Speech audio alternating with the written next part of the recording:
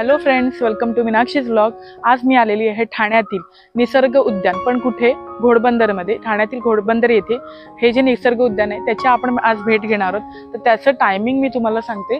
सकाळी 6 ते 10 आणि संध्याकाळी 4:30 ते 7:30 वाजेपर्यंत याचं टायमिंग आहे। तर इथे येऊन तुम्ही या निसर्ग उद्यानाचा आनंद घेऊ शकता, इथे येऊन फिरू शकता आणि इथे सुद्धा प्राणी आणि पक्षी यांचे सुंदर असे आवाज आहेत ते तुम्ही ऐकू शकता। तर आपण आतमध्ये जाऊन अजून तिथे काय काय आहे ते बघूया। चला फ्रेंड्स, तुम्ही बघू शकता गार्डनच्या एंट्रन्सला इथे सुंदर असं झाडं लावलेली आहेत आणि हा असा सर्कल सेमी सर्कल केलेला आहे। गार्डनच्या दोन्ही बाजूला दोन्ही साइडने झाडं लावलेली आहेत मोठमोठी। तर आपण पुढे जाऊन अजून बघूया गार्डनचं स्वरूप कसं आहे। तर आम्ही थोडं पुढे आलो, त्याच्यानंतर मला ह्या फुलांचं झाड इथे दिसलंय। तर हे फुल कोणतं आहे हे तुम्ही जर ओळखत असाल तर कमेंट बॉक्समध्ये नक्की सांगा। त्याचप्रमाणे थोडं पुढे आल्यानंतर तुम्ही इथे बघू शकता इथून पायऱ्या चालू होतात। ते वरच्या दिशेने तो रस्ता जातो, तो कुठे जातो आणि पुढे काय आहे ते अजून आपण एक्सप्लोर करणार आहोत। चला आता आपण पुढे जाऊन बघू।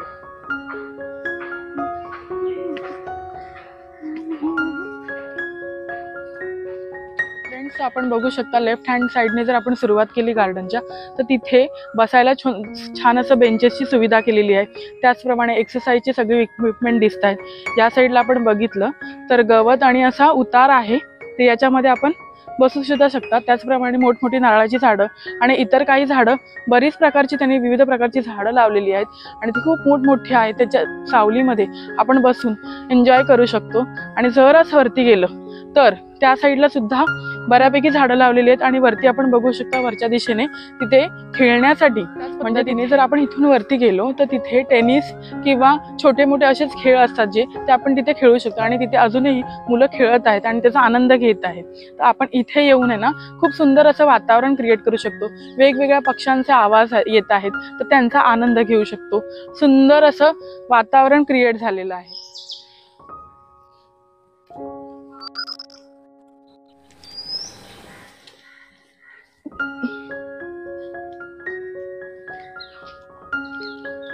फ्रेंड्स, तर तिथून आम्ही पुढे आलो। पुढे आल्यानंतर इथे समोर एक व्यासपीठ आहे। त्याचप्रमाणे इथे बसायला, लोकांच्या मनोरंजनासाठी इथे बसायला जागा केलेली आहे।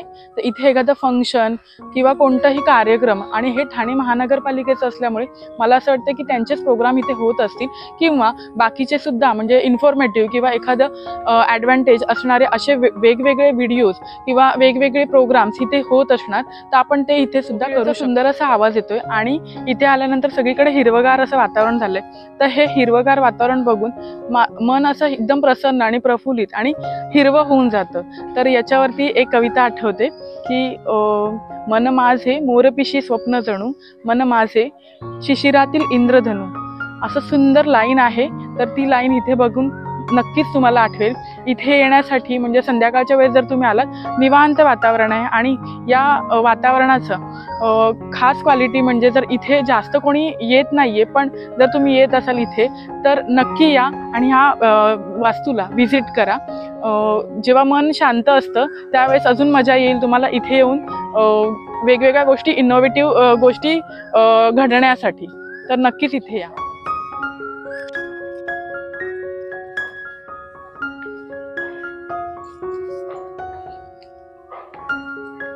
तुम्ही बघू शकता वरच्या दिशेने जेव्हा मी खाली आलो ना, तेव्हा सुंदर असं मुलांसाठी बसण्यासाठी किंवा खेळण्यासाठी इथे स्लाइड्स आहेत, सिसॉ आहेत, त्या साईडला स्लाइड आहे तुम्ही बघू शकता, या साईडला झोके आहेत। आता पावसाचं पाणी थोडंसं पडल्यामुळे खाली थोडंसं पाणी साचलेलं आहे, अदरवाईज इथे यायला आणि इथे खेळायला सुंदर अशी व्यवस्था केलेली आहे त्यांनी। मुलांचं मन इथे खूप जास्त रमेल।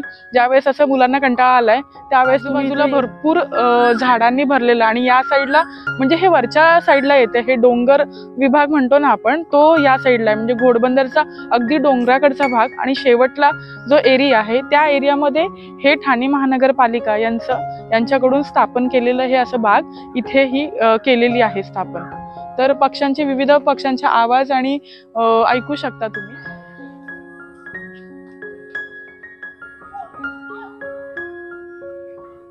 तर मॉर्निंग टाइमला सकाळी किंवा संध्याकाळी जर एक्सरसाइज किंवा वॉकिंग करायचं असेल तर वॉकिंग ट्रॅक पण त्यांनी दिलेले आहेत.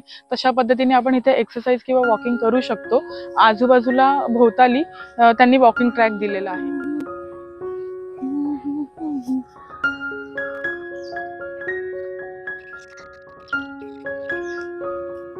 हे गार्डन ना बऱ्यापैकी मोठं आहे. म्हणजे सुरुवातीपासून जर आपण बघितलं तर मध्य म्हणजे सुरुवातीला स्टार्ट आहे, पुढे मध्य आहे आणि मग पुढे आल्यानंतर हा असा वॉकिंग केल्यानंतर हा असा ब्रिज लागतो.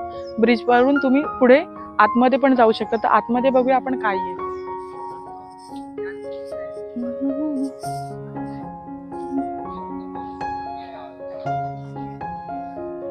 मगाशी आपण जो ब्रिजवरून आलो ना त्याच्यानंतर पुढे गेट आहे. त्या गेटमधून आतमध्ये एंटर केल्यानंतर हा असा नागमोडी वळणाचा रस्ता आत गेलेला आहे. तर आत जाऊन आपण अजून बघूया, कारण खूप मोठं गार्डन आहे. वॉकिंग खूप सुंदर होऊ शकतं. एक्सरसाइज म्हणून किंवा रिफ्रेशमेंटसाठी यायचं असेल तर नक्की इथे व्हिजिट करा. आतमध्ये जाऊन बघूया.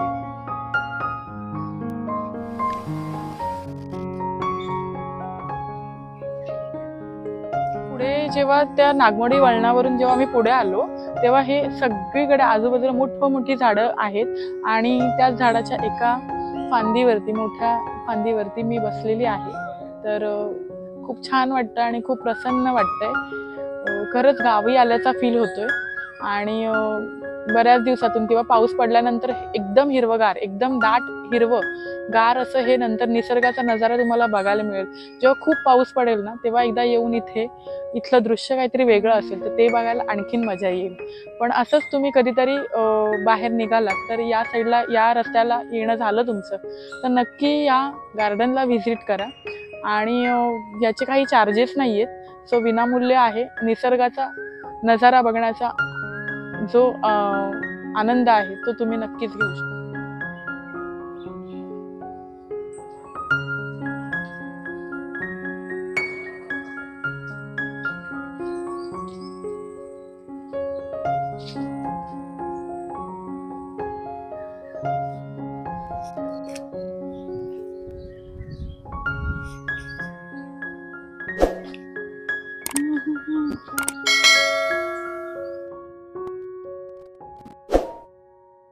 फ्रेंड्स, आपण ज्या गार्डनमध्ये आलेलो आहे तर ते मुल्लाबाग फुलपाखरू उद्यान म्हणून सुद्धा फेमस आहे.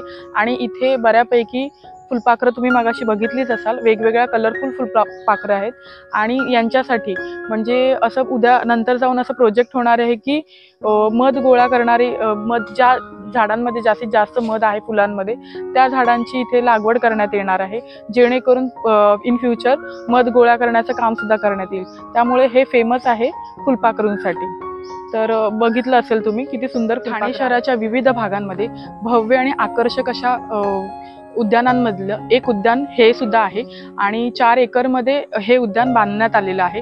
त्याचप्रमाणे पुढे जाऊन येथे फुलपाखरांवर आधारित असे स्लाइड शो किंवा प्रदर्शनं भरवण्यात येणार आहेत. तर पुढे जाऊन आपण अजून पण याची माहिती घेऊ शकतो. जर कोणाला आवडत असेल किंवा याची माहिती हवी असेल तर इथे येऊन तुम्ही इथे स्कॅनिंग सिस्टीम दिलेली आहे त्याच्यावरती तुम्ही माहिती घेऊ शकता. अदरवाईज इथे जे अधिकारी आहेत त्यांना विचारून तुम्ही ती माहिती घेऊ शकता. जास्तीत जास्त प्रमाणात जर तुम्ही निसर्गप्रेमी असाल तर त्याची माहिती तुम्हाला मिळून जाईल.